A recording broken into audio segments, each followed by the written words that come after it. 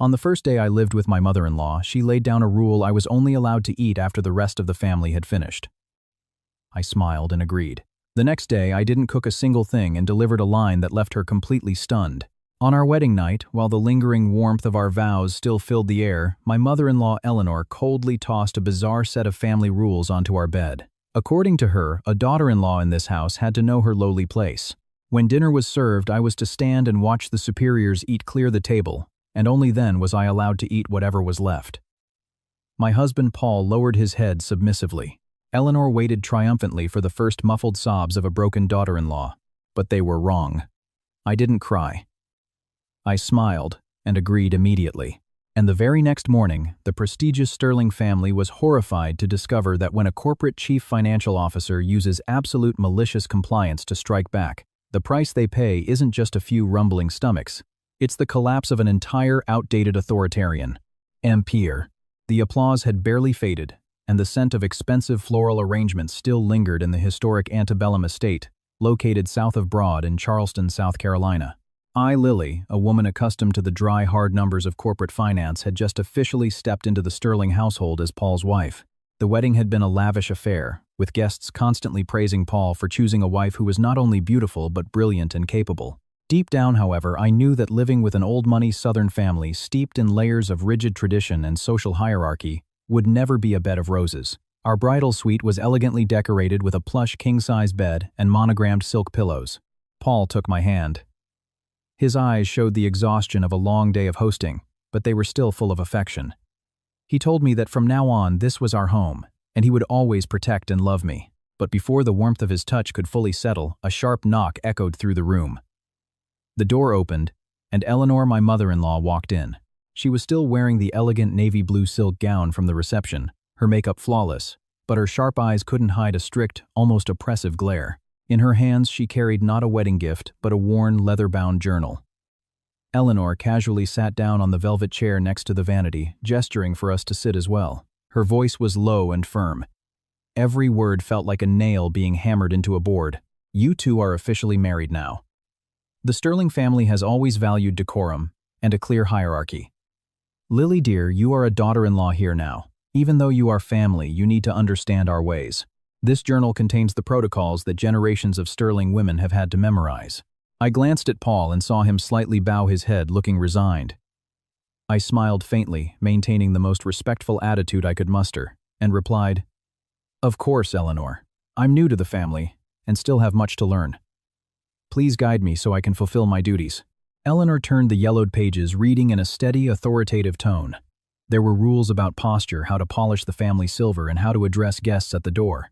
I listened, thinking these were just the quirks of an overly traditional family. But when she reached the final chapter, the air in the room froze. Eleanor looked straight into my eyes, emphasizing every single word. And the most important rule, our strictest family protocol for daily meals and gatherings. You are the new daughter-in-law. You hold the lowest rank in this house.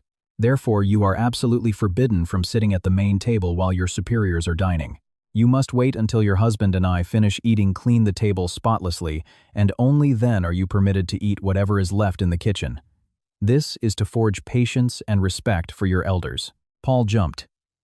He stammered, "Mom, it's the 21st century. Why do we still have rules like this? Lily works incredibly hard as a CFO all day. Making her wait like that is just cruel." Eleanor shot him a lethal glare. "Keep quiet. This is family protocol, not a negotiation. When I married your father, I had to stay hungry and wait until midnight for your grandmother and the rest of the house to finish eating. That is how I learned my place and earned my authority." "What do you say, Lily?"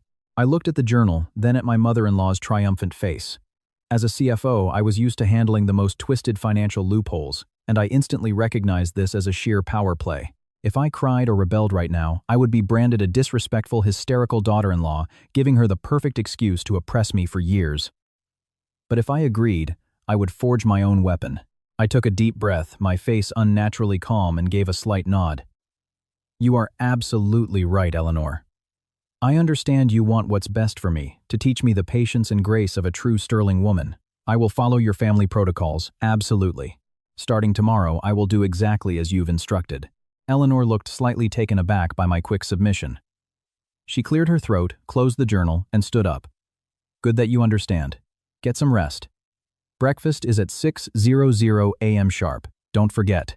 The moment the door clicked shut, Paul frantically grabbed my shoulders, his voice full of guilt. Lily, I am so sorry. I had no idea she would be this unreasonable.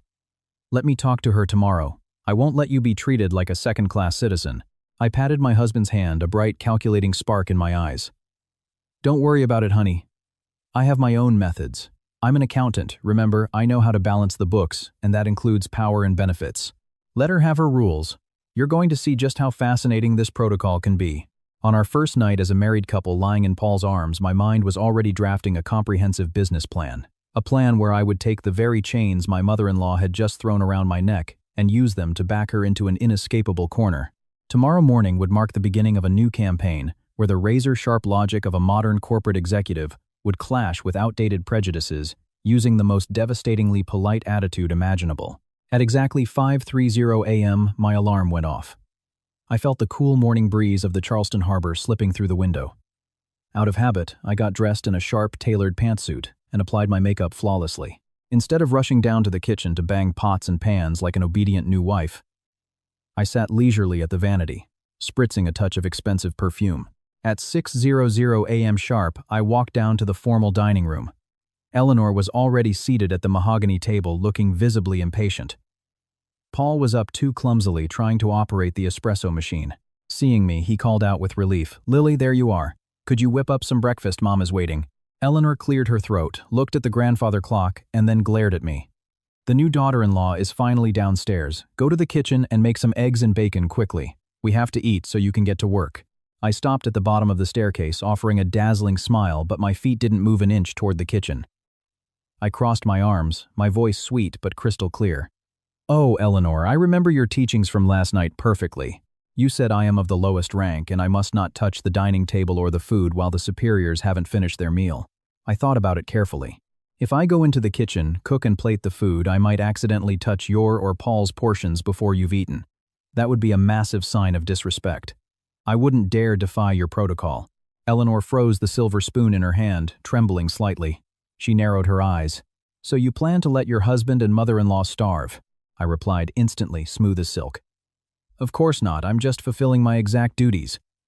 Since I am not allowed to touch the food of my superiors, I cannot possibly cook for you. I will gladly wait while you and Paul order delivery or cook for yourselves. Once the dining room is empty and the kitchen is spotless, only then will I dare step in to make my own meager portion."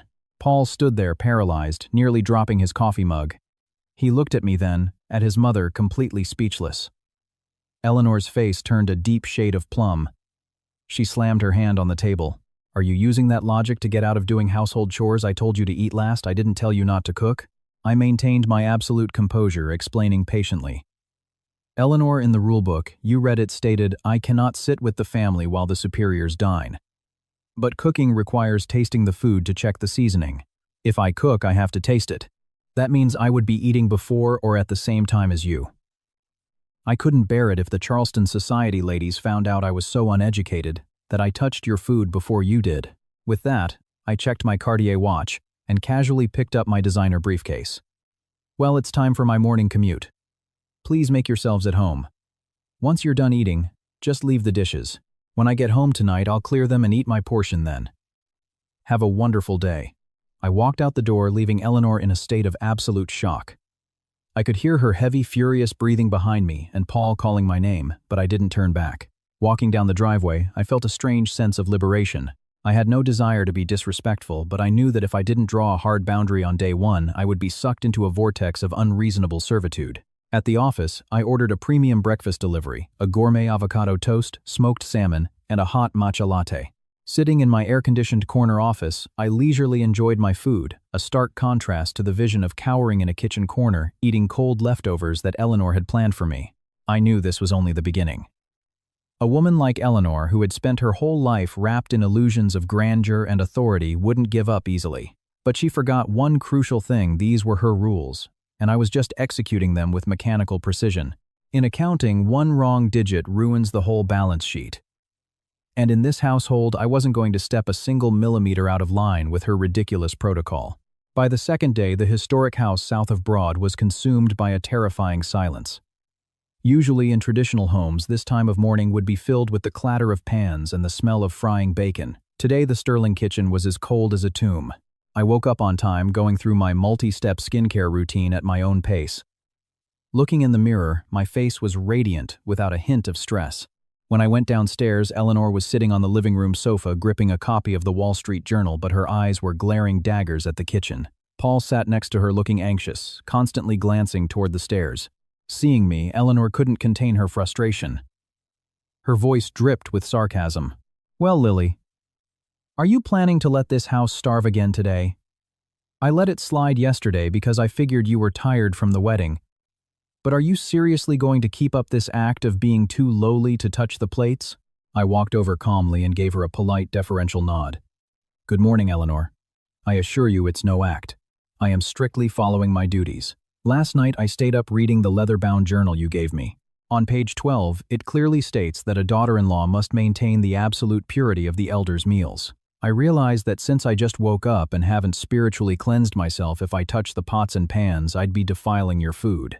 With my lowly status, I must wait until you and Paul finish your breakfast before I dare enter the kitchen to fend for myself." Eleanor threw the newspaper onto the coffee table and stood up sharply. "Stop twisting my words. Are you expecting an old woman like me to go into the kitchen and cook so you can eat after?" I replied gently, my voice as steady as if I were reading a quarterly earnings report. "Oh no, ma'am. I would never force you to cook for me. You and Paul can make whatever you like, or Paul can run down to the local cafe to grab something. As for me, I already told you I will eat last. And since I eat last, I don't need anyone to worry about me. I have my own arrangements." Paul stood up, grabbing my hand, his voice pleading. "Lily, please stop this. Mom is getting older. Can't you just compromise a little? It's just making breakfast. It's not a big deal." I looked straight into Paul's eyes, unwavering. "Paul, you're asking me to compromise, but I am literally doing exactly what your mother asked. It was her rule that I eat last. If I cook now, I have to taste the seasoning, which means I eat before her. Do you want me to be an insolent wife who disrespects your mother by tasting her food before she does? You have to understand, I am trying so hard to be the perfect Sterling daughter-in-law." Eleanor was so furious she couldn't speak. Her face was flushed bright red. She had never faced an opponent who used her own weapons against her with such gentle, devastating precision. She turned to Paul and snapped, "Fine, don't waste your breath on her. Let's see how long she can starve. Let's go out for brunch." I refuse to believe this house will collapse without her. Eleanor aggressively slid her feet into her loafers and dragged Paul out the front door. I stood in the living room watching them disappear past the wrought iron gates and smiled to myself. I walked into the kitchen without touching a single plate belonging to Eleanor. I opened the fridge, took out a carton of organic almond milk I had bought the night before, and poured it into a personal tumbler I had brought from my own apartment. I sat down on the plush sofa, sipping my milk and finishing a novel I had been reading. The silence was magnificent. I wasn't slaving away over a hot stove, nor was I subjected to my mother-in-law's nitpicking about the eggs being too runny or the toast too dark. I was enjoying absolute freedom inside the very cage Eleanor had built. In this war, whoever lost their temper first would lose. Eleanor was running hot. I had infinite patience. I would show her that respect doesn't come from absurd authoritarian rules, but from mutual understanding and equality. If she wanted me to be at the bottom of the hierarchy, I would be at the bottom so thoroughly that she wouldn't be able to stand it. That evening, I came home from the office a bit later than usual. As soon as I stepped inside, a gloomy atmosphere hung heavy in the air. The pungent smell of instant macaroni and cheese wafted from the kitchen. It seemed that after my day-long strike, my mother-in-law and husband had to resort to the fastest option to fill their stomachs. Eleanor was sitting at the dining table, staring at a bowl of mushy neon orange noodles. She looked at me with daggers in her eyes, her voice shaking with rage. "Lily, you are unbelievable. You disappeared all day and left your mother-in-law to eat instant mac and cheese. Do you have any conscience left? Where are your morals as a wife and a daughter-in-law?" I set down my designer tote, leisurely took off my heels, and walked toward the dining table. I showed zero fear or guilt. Instead, my face was a mask of deep concern. "Oh my goodness, Eleanor, why are you eating that? Where is Paul? How could he let you suffer like this?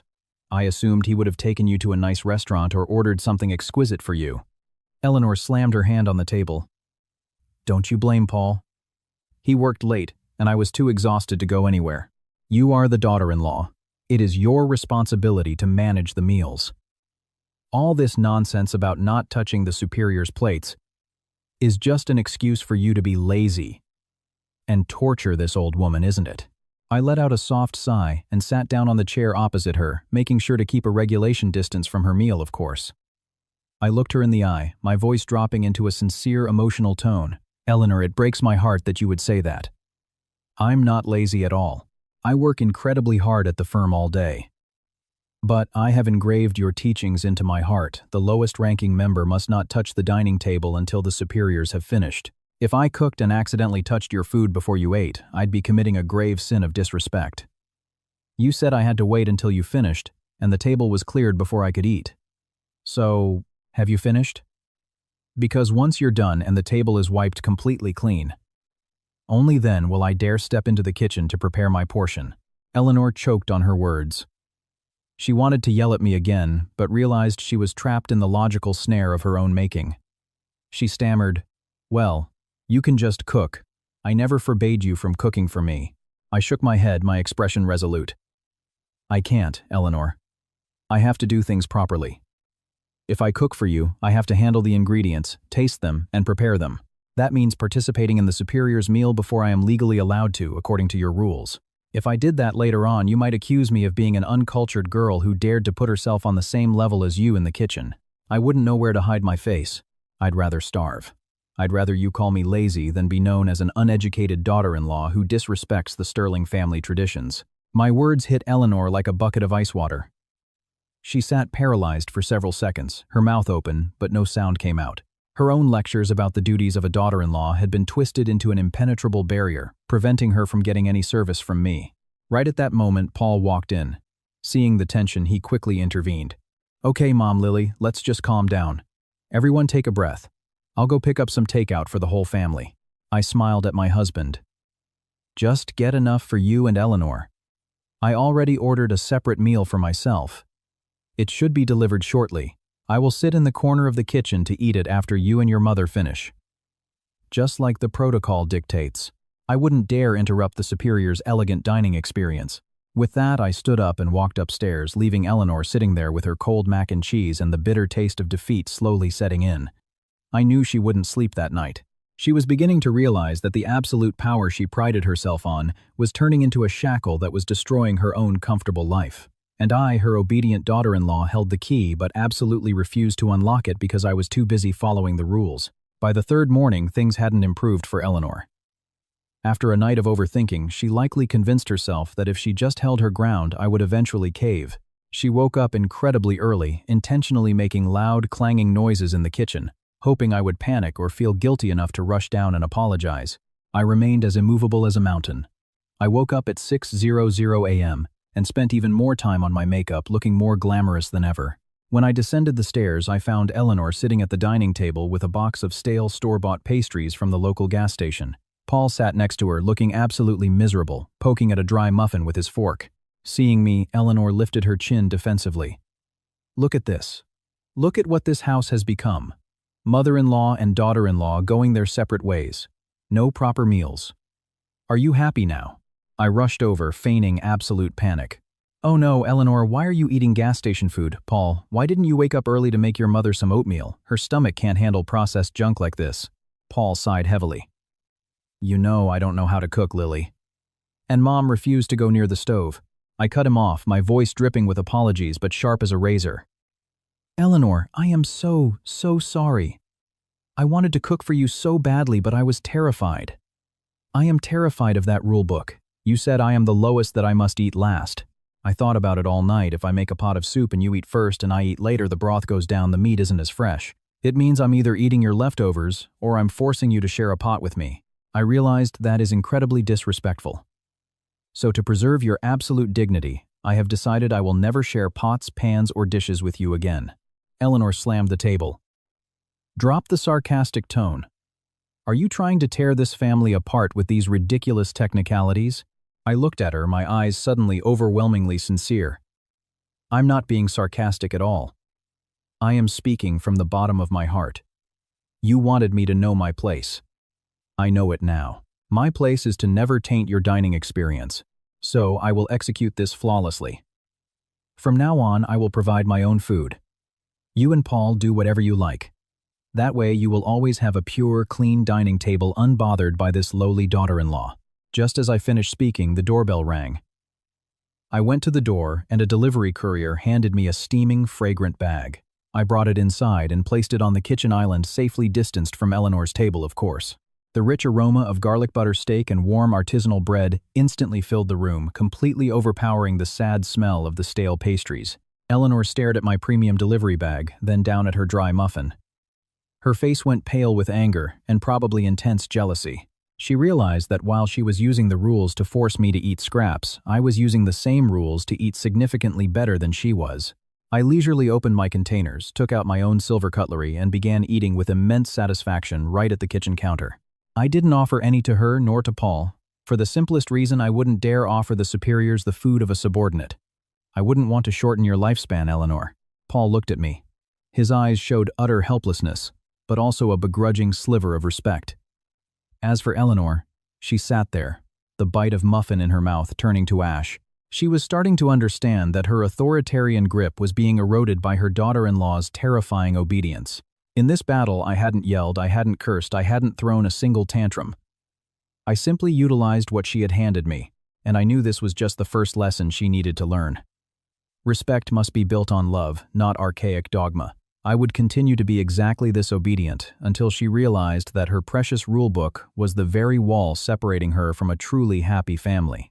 Take your time eating, Eleanor, I called out cheerfully while slicing into my perfectly medium-rare steak. I'll wait until you're completely finished before I clean up your plates for you. I'm a good daughter-in-law, don't you worry. Eleanor didn't say a word. She stood up, abandoned her pastry, marched straight to her bedroom and slammed the door. Paul and I locked eyes. He shook his head slowly, and I knew I had just won another round in this psychological war. After 3 days of intense Cold War, the atmosphere in the Charleston estate was thick as lead. Paul was a gentle man, somewhat passive, having grown up entirely under Eleanor's massive shadow. He was trapped between a mother who worshipped aristocratic traditions and a sharp-witted wife who refused to be bullied. That night, while I was reviewing financial spreadsheets in our bedroom, Paul walked in. His face was pale, his eyes sunken from lack of sleep. He sat next to me, took my hand, and let out a long, heavy sigh. His voice was low and pleading. Lily, I know Mom crossed the line giving you that rulebook on our wedding night. But look at us. This house doesn't even feel like a home anymore for the past few days. Mom is old, she's stubborn. You're the daughter-in-law.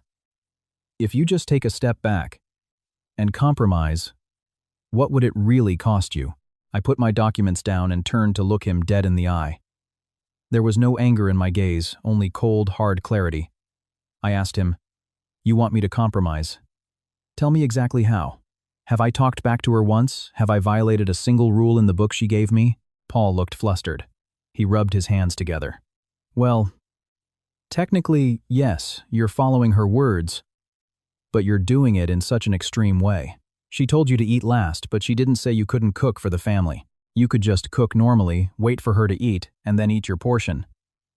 That keeps the peace and fulfills the tradition. I gave a dry, cynical laugh, a laugh of profound disappointment in the man I had chosen to marry. Paul, you make it sound so simple. If I go into the kitchen to cook, I have to taste the food. I have to plate it. And the moment I do, your mother will call me an ungrateful brat who dares to touch the food before the elders. Don't you get it? She didn't want me to just cook. She wanted me to submit. She wanted me to accept a subhuman status in this house. I am doing exactly what she asked, so she can see firsthand how insane her rules are. Don't ask me to back down because I haven't done a single thing wrong to back down from.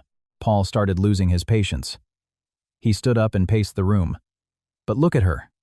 She's eating frozen dinners and instant noodles. Her stomach issues are flaring up. You're a CFO, Lily. You manage hundreds of employees. Why can't you use some of that diplomacy to keep the peace at home? I'm caught in the middle and I am exhausted. I stood up, walked over to him, and adjusted his collar. My voice was gentle but made of steel. You are exhausted because you refuse to face the truth. The truth is, your mother is using archaic traditions to abuse your wife, and you want your wife to just endure that abuse so you can have a quiet life.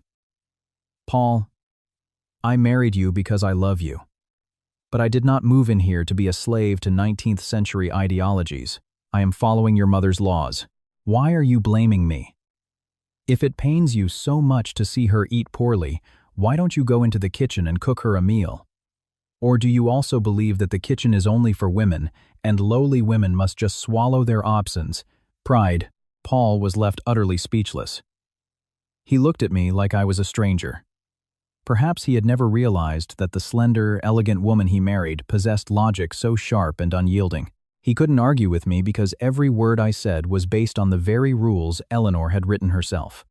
He let his arms drop in defeat and quietly walked out of the room. Watching him retreat, my heart ached slightly, but I knew I couldn't afford to be soft. If I compromised today, I would spend the rest of my life bowing my head in my own home. This war wasn't just about protecting my stomach. It was about protecting my dignity and asserting my equality as a woman in this household. The next evening, after a highly stressful day at the corporate office, I decided to treat myself to a lavish dinner. I stopped by Whole Foods and bought 2 fresh Maine lobster tails, European butter garlic, and a bottle of crisp Chardonnay. When I got home, Eleanor and Paul were sitting at the dining table. Before them sat a desperately salty plate of microwaved meatloaf and a bowl of overboiled graying green beans. I greeted them politely and strolled into the kitchen. Following the protocol to the letter, I stood and waited. Leaning against the Sub-Zero refrigerator, I calmly watched them eat. Eleanor ate while throwing me dirty looks. She aggressively stabbed a piece of meatloaf, chewing loudly and muttering, "A good, modest meal. Better than that fancy, overpriced garbage that just makes people fat." I smiled and said nothing. Only when Paul and Eleanor put their forks down did I make my move. I waited for Eleanor to leave the dining room and turn on the television in the parlor. Then, I went to work. I didn't use any of the family's pots or pans. I used a brand new cookware set I had bought for myself. The rich, intoxicating scent of garlic and butter searing the lobster tails quickly wafted through the house, slipping into the parlor and floating upstairs. The smell was phenomenal, completely transforming the previously dreary atmosphere. I heard the TV volume drop, replaced by Eleanor, clearing her throat loudly and repeatedly. I leisurely plated the bright red lobster tails, glistening in garlic butter on the kitchen island. I didn't sit at the main dining table where Eleanor had just eaten. I stood right at the island to eat. Every bite of the sweet, firm lobster meat mixed with the rich butter was heavenly. Eleanor couldn't take it anymore. She marched into the kitchen, hands on her hips, glaring at me. "Lily, what kind of behavior is this? You buy this extravagant food and stand here eating it all by yourself. Don't you have any shame? You have a mother-in-law and a husband in this house, and you don't even have the decency to offer us a bite." I put down my fork, dabbed my mouth with a napkin, and looked at her with the most innocent expression I could fake. "Oh, Eleanor, you taught me that the lowest-ranking member cannot touch the food of the superiors, nor sit at their table. I figured my food is just cheap groceries." I picked up myself. Given my low status, how could I dare offer this lobster to you? You are the superior. Eating modest traditional food fits your aristocratic status. If I offered you this rich, fatty food and it upset your stomach or spiked your cholesterol, I'd never forgive myself. I am doing this to maintain boundaries and protect your health." Eleanor was struck dumb. Her eyes were glued to the half-eaten lobster tail. She loved fine dining, but her own pride and her own rules had completely blocked her from enjoying any of it. She pointed a shaking finger at me. You selfish girl. Are you using my son's money to live like a queen while we suffer?" I replied calmly. "Ma'am, this was paid for with my CFO salary. Since the day I moved in, I haven't spent a dime of Paul's money. Furthermore, since I eat separately per your rules, I realized I need to keep my finances entirely separate, so you won't ever have to worry about me draining the family resources. I eat my food, you eat yours. That's the fairest way, isn't it?" Eleanor huffed, turned around, and stomped upstairs, her footsteps echoing heavily on the hardwood floor. I looked at the lobster, then glanced toward the parlor where Paul was sitting, head bowed in silence. It was a delicious meal, but a ripple of sadness went through me. I didn't want to live like this forever. But if Eleanor refused to change, I would happily dine on fine cuisine alone for a very long time. By Sunday morning, as the sunlight peeked through the Spanish moss outside the window, Eleanor decided to launch a massive counterattack. She summoned both Paul and me to the living room. In her hand was the old leather journal. Today, she looked absolutely murderous, her thin lips pressed into a tight, pale line. She slammed the journal onto the antique coffee table. The sharp crack echoed in the quiet room. "I called you both here to make things perfectly clear. Lily, you have been in this house for a week, and your behavior has crossed every boundary of my patience. You use the family rules as an excuse to torture your mother-in-law and dodge your responsibilities. Look around. Has the stove been turned on once for a family meal since you arrived? You treat this historic home like a hotel. You come and go, order fancy food for yourself, and ignore your family. What kind of woman are you? I maintained my perfect posture, sitting straight, hands folded in my lap. Eleanor, I have constantly listened to and strictly followed everything you taught me on my wedding night. You told me to eat last, so I eat last. You told me not to touch the dining table until the superiors are finished, and I have absolutely never dared to commit such an offense. You said I am the lowest-ranking member, and I have never once tried to put myself on your level. I truly don't understand what I've done wrong to make you so angry. Eleanor screamed. Stop using that silver tongue to manipulate the situation. I meant you are supposed to cook the meals, serve us, wait for us to finish, and then eat. Not let us starve while you buy gourmet food for yourself. You are a daughter-in-law. You must care for your mother-in-law and husband first, and yourself last. I sighed softly, looking deeply conflicted. Eleanor, you explicitly taught me that I cannot touch the food of the superiors. If I cook, I have to taste it. That means I eat before you. And what if my hands accidentally touch your silverware? That's a grave disrespect. I thought about it endlessly, and the only way to avoid breaking your rules and maintaining your dignity is for everyone to fend for themselves. You told me to eat separately. How could I dare share my food with you? I respect you too much to taint your meals. Eleanor snapped. She stood up and pointed right at my face. Get out! Get out of my house immediately. The Sterling family has no room for an uneducated, manipulative girl who uses technicalities to abuse her mother-in-law. Paul panicked and jumped up to intervene. Mom, please calm down. Lily is just trying to follow your instructions. Let's just talk this out. Why are you kicking her out? I stood up. There was no fear or panic in my demeanor.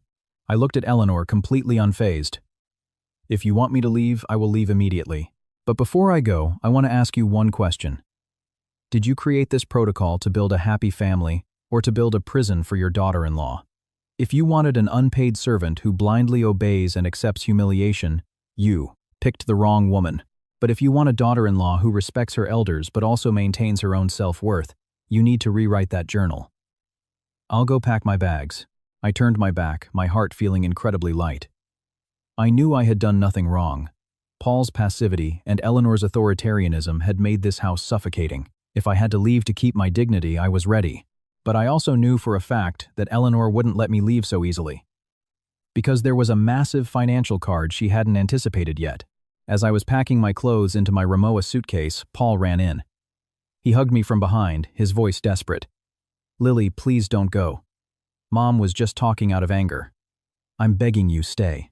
I will fix this with her. I gently pried his hands away and turned to face him. Paul, this isn't about coming or going. It's about equality. You see it right. Your mother treats me like an exotic animal that needs to be broken and tamed. I can't live like this. But fine. For you, I will stay one more time.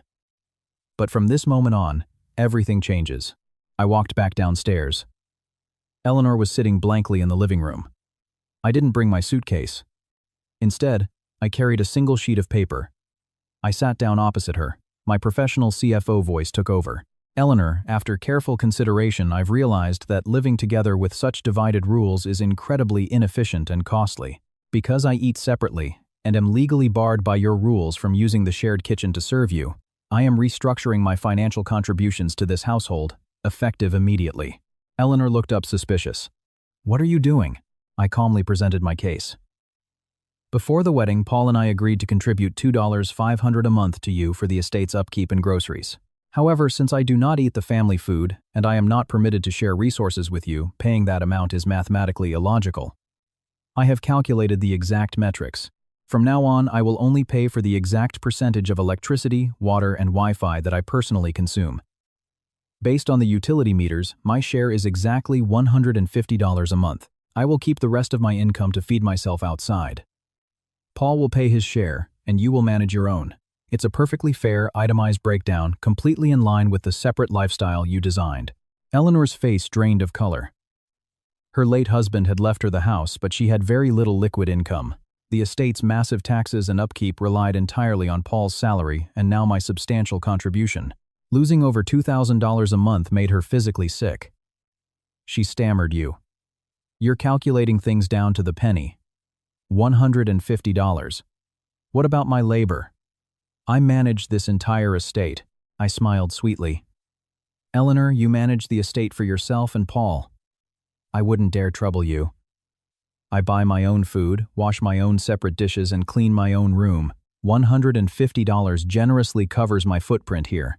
You taught me to know my place, so I must also protect my finances to secure Paul's and my future right.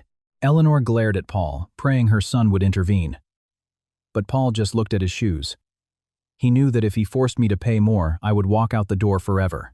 Eleanor's rage was suddenly swallowed by a very real financial panic. She realized her authoritarian power couldn't cover the massive property taxes. She furiously snatched the $150 cash I placed on the table without saying a word. I knew I had just delivered a critical strike to her biggest weakness, her wallet and her pride. True equality isn't just won with logic, it's backed by financial independence.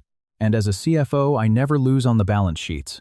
After 3 consecutive days of forcing herself to eat frozen meals and cheap takeout to win a standoff with her daughter-in-law, Eleanor's health began to fail. Her chronic acid reflux flared up, leaving her clutching her stomach and grimacing all afternoon. Paul was at the office until late evening, leaving no one to care for her but me. On Wednesday afternoon, I came home early. Walking in, I saw Eleanor hunched over in the kitchen. She was trying to chop some vegetables, but her hands were shaking and her face was pale. Seeing me, she lost her usual haughty demeanor, merely glancing at me before looking back down at the cutting board. I strolled into the kitchen, poured myself a glass of sparkling water, and leaned against the doorframe watching her. I spoke up, my voice dripping with exquisite polite concern. "Oh my, Eleanor, why are you in the kitchen? Your reflux is acting up. You really should be resting." Eleanor let out a ragged breath, her voice weak. "If I don't cook, what are we supposed to eat? Paul is working late. I can't let him go hungry. As for you, I wouldn't dare bother you." I stepped closer, looking at the messy pile of vegetables. "You're cutting those wrong, Eleanor. If you leave the stems that thick, they'll be too tough to digest and your stomach will hurt worse. Let me show you." I stood right next to her and pointed at the vegetables, but I absolutely did not touch them or help her. I kept my promise. The subordinate does not touch the belongings of the superior. I praised her effusively. "You are just so dedicated, Eleanor. At your age, still hand-cooking meals for your son. Paul is so lucky. I admire you so much. If I stepped in there, I'd probably be clumsy and ruin your perfect meal, and that would be a terrible sin." Eleanor looked up at me. Her eyes showed profound exhaustion, and hidden behind her proud facade was a silent plea. Her voice trembled. "Lily, could you just help me cook dinner tonight? I'm so tired. I can barely stand." I smiled, a gentle but utterly unyielding smile. "Eleanor, I want to help you so badly. I really do. But I'm terrified. Do you remember the family protocol? If I touch your pots and pans right now tomorrow when you feel better, you'll accuse me of overstepping, of taking advantage of your weakness to seize control of your kitchen. I'd rather see you struggle a little bit today than have you heartbroken over my lack of manners tomorrow. You can do it. You're almost done." With that, I cheerfully walked upstairs to take a bubble bath, leaving Eleanor stranded in the middle of the cold kitchen. I knew I was being ruthless, but this ruthlessness was necessary. For years, she had treated a daughter-in-law's service as an automatic right, a favor she granted by allowing someone to serve her. Now she had to learn that when you strip away equality, you also strip away your right to be helped. That night, Paul came home to find his mother collapsed on the sofa and the kitchen a disaster zone. He ran upstairs, frustrated. "Lily, you saw, Mom was sick. Why didn't you help her? You're taking this way too far." I looked at him calmly. I stood right next to her for 20 minutes, giving her verbal support and advice. "What did you want me to do? Touch her food and get screamed at for breaking protocol? I am protecting your family's sacred traditions. If you feel so bad for her, you should leave work early and cook for her yourself. Don't dump this on me, when your mother is the one who legally banned me from touching her food." Paul went dead silent. He finally realized that in this house the rules were turning around to torture the very people who made them. As for me, I was still the most obedient daughter-in-law in the world, because I was following the rules without missing a single comma. After weeks of this grueling Cold War, a sudden shift occurred. But it wasn't the warmth of family reconciliation. It was the beginning of Eleanor's final desperate scheme. On Saturday morning, while I was sipping Earl Grey tea by the window, Eleanor marched into the living room looking strangely energized. She was wearing a crisp beige cashmere cardigan, and on her lips was a calculating smile. She sat down, tapping her manicured fingers on the coffee table. "Lily, dear, you've been a part of this family for a while now. Next weekend is the annual Sterling Family Heritage Dinner. It is the most important gathering of our extended family in Charleston. Usually I handle everything, but since you are the new daughter-in-law, I want you to take charge of the cooking. Show the entire Sterling family what a capable traditional wife Paul married." I put my teacup down, the gears in my head spinning instantly. I smiled politely. "Eleanor, that is a huge responsibility, and as a daughter-in-law, I'd love to contribute. But have you forgotten my strict adherence to your protocol? I am the lowest rank. If I cook the feast and touch the ceremonial family dishes and the elders' food, the aunts and uncles will accuse me of not knowing my place. You are the matriarch. Your reputation in Charleston society is legendary. I wouldn't dare usurp you."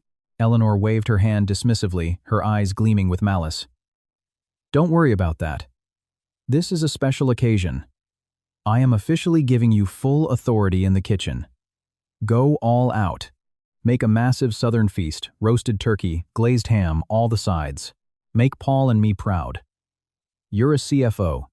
You know how to manage a project. Consider this an opportunity to make up for recent misunderstandings. Do we have an agreement?" I saw right through her. She wanted to use the immense pressure of the snobby Charleston extended family to force me into servitude. If I did a great job, she would take the credit for taming me. If I failed or refused, she would use the entire family to publicly humiliate me as a lazy, useless modern woman. I nodded graciously. "If you trust me that much, Eleanor, I accept. I will prepare a heritage dinner this family will never forget. You just rest and prepare to entertain the guests." Paul, standing nearby, looked incredibly relieved, thinking this meant the war was over. He chimed in. "That's wonderful. Just let me know what groceries you need, Lily. I'll help you." I looked at him, my smile deepening into something completely unreadable. "Don't worry about a thing, Paul. I know exactly what to do to honor the exact status your mother expects of me." For the next week, I went to work as usual. Eleanor noticed I wasn't buying massive amounts of groceries, ordering a turkey, or prepping any side dishes. She started getting anxious. Every night she'd ask Lily, "How is the dinner prep coming? Do you need the number for my butcher?" I always answered calmly, "Don't worry, Eleanor. I have a comprehensive plan. I'm a financial director. Everything is scheduled down to the minute. You'll have exactly what you need on the day." In reality, I hadn't ordered a single piece of food. The only thing I brought into the house the night before the dinner was a massive, incredibly expensive floral centerpiece. I placed it perfectly on the dining table. Eleanor checked the empty Sub-Zero fridge and the spotless cold kitchen.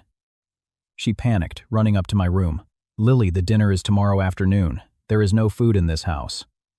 Are you planning to shop in the morning? How will you cook a feast for 20 people in 4 hours?" I calmly filed my nails, my voice sweet as honey. "Eleanor, I told you I had a special surprise planned for you. Did you forget your own teachings? A lowly daughter-in-law cannot touch the food of the superiors. If I started cooking, the house would smell, and I'd have to taste the glazes and the gravies. That would be a massive violation of protocol. I have prepared a tribute for you tomorrow that is perfectly aligned with the rules. Get some beauty sleep. You'll need to look your best for the family tomorrow."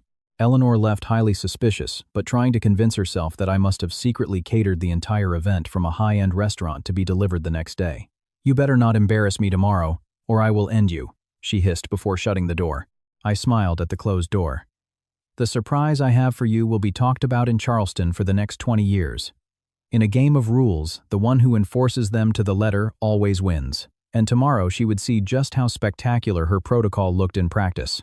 Sunday afternoon arrived. The historic house was buzzing.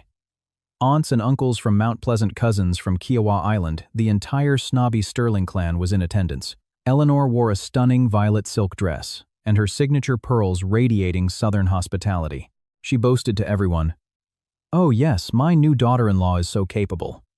She insisted on handling the entire dinner so I could rest. "Just relax, everyone. The feast will be out shortly." The judgmental aunts nodded in approval. "Well, you really trained her right, Eleanor. Good to see some young women still respect tradition." By 4:00 p.m., the parlor was packed, drinks were flowing, but strangely, there was no smell of roasting meat from the kitchen. No clatter of pans. Paul was pacing nervously, constantly checking the kitchen and looking at me. I was wearing a chic designer dress, carrying a silver tray of champagne, gracefully serving the guests, and charming everyone in the room. At 4:30 p.m., Uncle Charles, the family patriarch, checked his Rolex. "Eleanor, it's getting late. Why don't we see the dinner spread yet? Where is your daughter-in-law? Tell her to start bringing the food out." Eleanor broke into a cold sweat. She power-walked into the kitchen and found me leisurely polishing a champagne flute. She whisper-screamed, "Lily, where is the food? Are you trying to destroy me?" I looked at her, my eyes wide and innocent. "Eleanor, I'm waiting for you. I've served all the drinks. But as for the meal, I told you I am too low-ranking to touch the food of the elders. Today, the entire senior Sterling family is here. I wouldn't dare commit the ultimate sin of handling their food before they eat." Eleanor's eyes bulged. "What are you talking about? You didn't cook anything." I smiled. "Don't worry. I have prepared the ultimate display of respect. Watch me." Before she could stop me, I walked straight into the center of the parlor, commanding the attention of the entire room. I tapped my glass, clearing my throat. "Uncle Charles, aunts, cousins, and honored guests. Today is the Sterling Heritage Dinner. As the new daughter-in-law, I should have been the one to cook. However, my mother-in-law, Eleanor, is a woman of unparalleled dedication to tradition and family protocol. She taught me on my wedding night that a new daughter-in-law is of the lowest rank and must never ever touch the food of her superiors to maintain the absolute purity and dignity of the family." Murmurs broke out. Uncle Charles frowned at Eleanor. I continued, my voice ringing with fake admiration. "Because of her deep respect for all of you, Eleanor decided that today she must personally cook the entire feast herself. She told me that only the hands of the esteemed matriarch are pure enough to serve this family. She ordered me to strictly stay out of the kitchen and only serve drinks. Eleanor is in the kitchen right now, ready to begin. Please give her a moment, and you will all taste the incredible culinary skills of the woman who single-handedly upholds the Sterling legacy." Eleanor stood frozen in the kitchen doorway, all the blood draining from her face. I had trapped her in a public, inescapable corner. If she denied it, she would be admitting her sacred family protocol was a lie and she was just trying to bully me. If she demanded I cook, I would refuse based on the very rules she bragged about. Uncle Charles spoke up, his voice booming. "Well, Eleanor, you are awfully strict with the girl, but your dedication to the family is commendable. Get in there and cook, we're starving. And aunts go help her so the new girl doesn't taint our food with her low rank." The snooty aunts who secretly loved seeing Eleanor taken down a peg immediately swarmed her. "Oh, Eleanor, you're so traditional. Let's get to cooking. We'll chop, but you have to do all the seasoning and cooking just like you told Lily." Eleanor was choking on her own fury. She shot me a look of pure, unadulterated hatred, but with the entire family watching, she was forced to tie an apron over her violet silk dress and march to the stove. The pristine kitchen turned into a war zone. A 70-year-old woman who hadn't cooked a large meal in years was now trying to magically produce a feast for 20 people out of thin air. She frantically sent Paul to the premium grocery store down the street to buy pre-cooked hams, rotisserie chickens, and whatever sides he could find. Paul ran back and forth, sweating through his suit. Meanwhile, I stood in the parlor, chatting effortlessly with the guests. Occasionally, I'd peek into the kitchen and call out, "Eleanor, don't use too much salt. Uncle Charles has high blood pressure." "Oh, Eleanor, make sure you slice that ham evenly. The Mount Pleasant cousins are very picky about presentation." Eleanor was crying tears of rage over the stove. Her hands shook as she hacked at the store-bought meat. Splatters of grease ruined her silk dress. She desperately wanted my help, but every time she looked up, the aunts were watching her like hawks, eager to remind her of her own pure food rule. Dinner was finally served 3 hours late. When the mismatched, chaotic spread of dry chicken, haphazardly sliced ham, and cold sides hit the table, the extended family was appalled. Uncle Charles muttered loudly enough for everyone to hear, "Eleanor, you're getting too old for this. Why invent these ridiculous archaic rules? You should have just let Lily cater it. You embarrassed yourself and made us all wait for this mess." Eleanor stared at her plate, humiliated beyond words. When everyone sat down to eat, I followed the protocol perfectly. I stood quietly in the corner of the dining room. When they asked me to sit, I replied softly, "Oh, I couldn't dare." Eleanor taught me I must wait until the superiors finish and the table is cleared before I am allowed to eat. "I will stand here and serve you." Whispers erupted across the table. The family immediately realized how cruel and draconian Eleanor had been. The gossip began instantly. Eleanor's reputation as the perfect, graceful matriarch evaporated in minutes. She sat at the head of the table, unable to swallow a single bite. She looked at me and saw my polite, victorious smile. She knew then that her rulebook hadn't just failed. It had publicly executed her authority in this house. After the disastrous dinner, the guests finally left. Eleanor collapsed onto the sofa, physically and mentally broken. The grand house was eerily quiet, but it was the silence before a massive shift in power. I walked over, placed a glass of sparkling water on the table, and said softly, "Get some rest, Eleanor. I'll clean the dishes. And then I will eat whatever scraps are left, exactly as you requested." Eleanor didn't reply. She squeezed her eyes shut, and bitter tears rolled down her wrinkled cheeks. The war was over, and it was time to establish a new world order. In the days following the Thanksgiving disaster, Eleanor became the laughingstock of the South of Broad social circles. The wealthy women who prided themselves on propriety couldn't stop gossiping about the Eat Last protocol that backfired spectacularly. Everywhere Eleanor went, from the country club to the high-end boutiques on King Street, she felt the mocking stares. One afternoon, she ran into her neighbor, Mrs. Harrington. Mrs.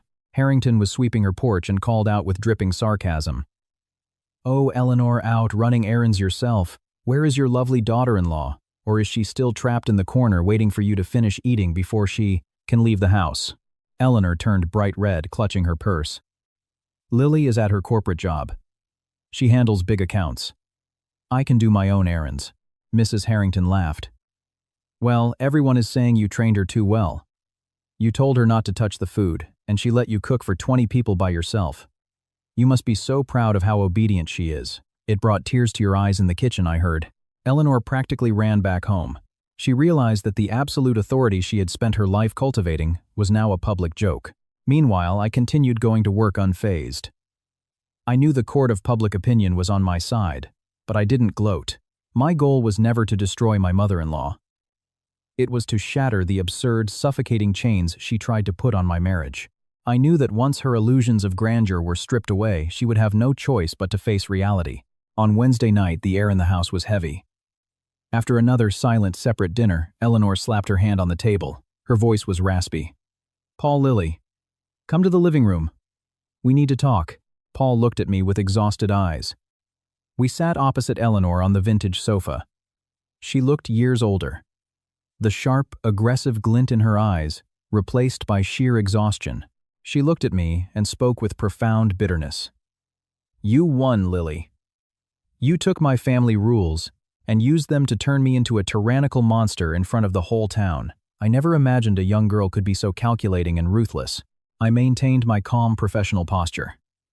"Eleanor, I never wanted to win or lose. I told you from the beginning I was simply executing your rules with absolute precision. If the result of your protocol is public humiliation, that isn't my fault. It's the fault of the protocol itself.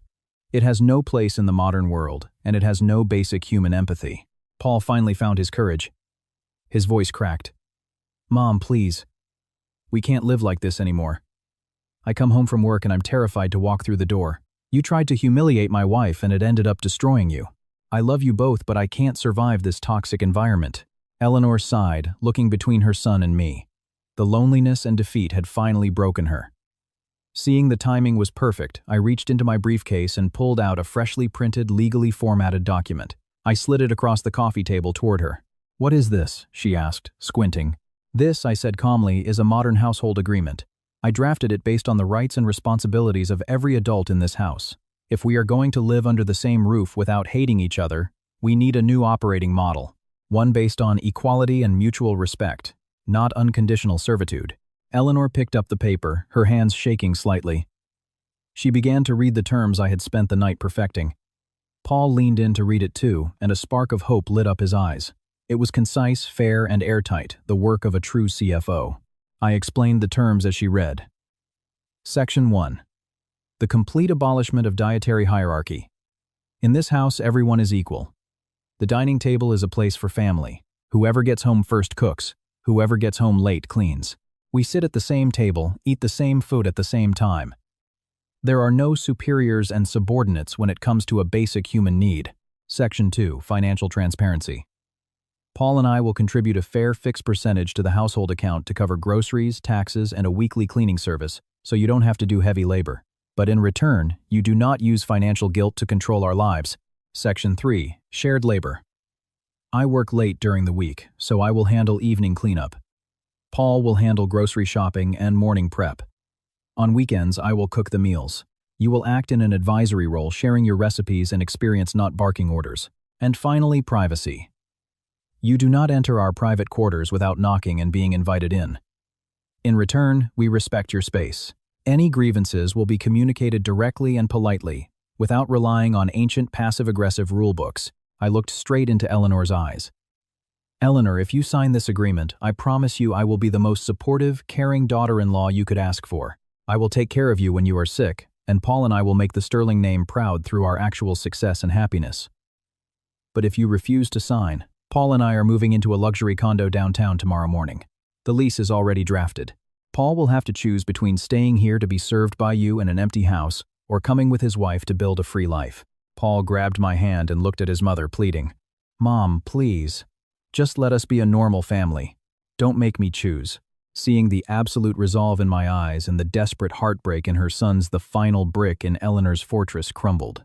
She realized that if she clung to her archaic pride, she wouldn't just lose her reputation, she would lose her only son, her pride and joy, and spend the rest of her life utterly alone. My calculated strike forced her to look at the cold, hard truth. I always thought, her voice trembled, I thought doing this was protecting the family legacy, making sure you knew respect. I didn't realize it was tearing us apart.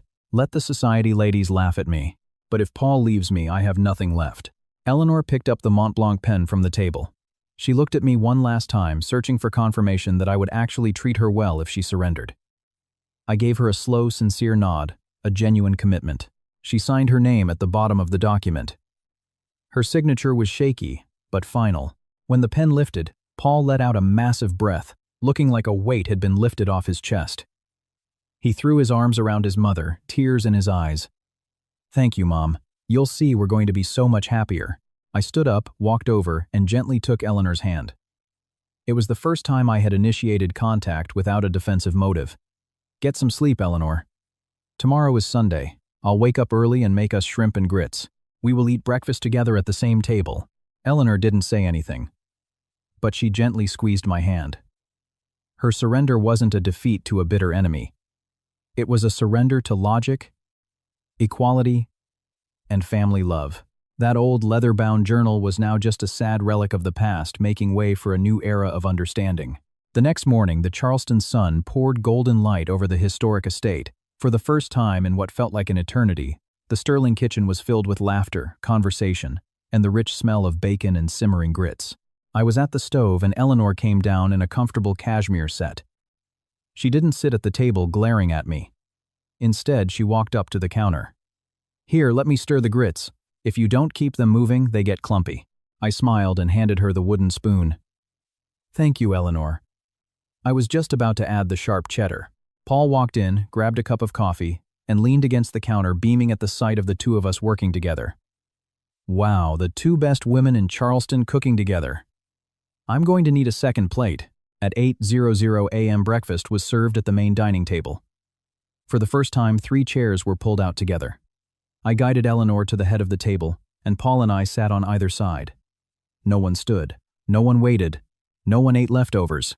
Eleanor took a bite of the shrimp and grits. She nodded in genuine approval. "This is quite good, Lily. Very flavorful. Just a dash more hot sauce next time," noted. I laughed. "Eat up, Eleanor." The meal was warm and light. We talked about Paul's work, my upcoming financial quarter, and our plans to finally plant new hydrangeas in the garden. Eleanor even put a piece of crispy bacon on my plate, then one on Paul's. The harsh lines on her face had softened significantly. After breakfast, I stood up to clear the plates, but Eleanor stopped me. "Leave them. I'll load the dishwasher.